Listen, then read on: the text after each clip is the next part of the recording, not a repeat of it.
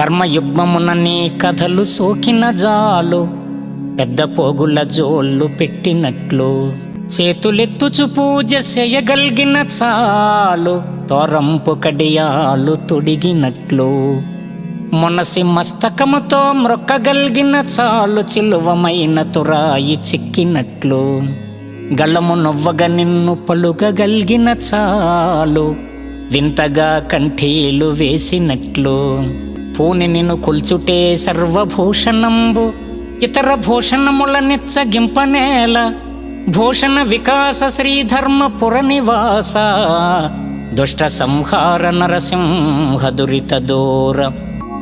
ఓ అరవింద నయన, నీ పాదకమలము స్రవించిన మరంద మాధుర్యాన్ని గ్రోలుట కంటే జీవితానికి ఆభరణమేముంటుంది, ఆనందమేముంటుంది?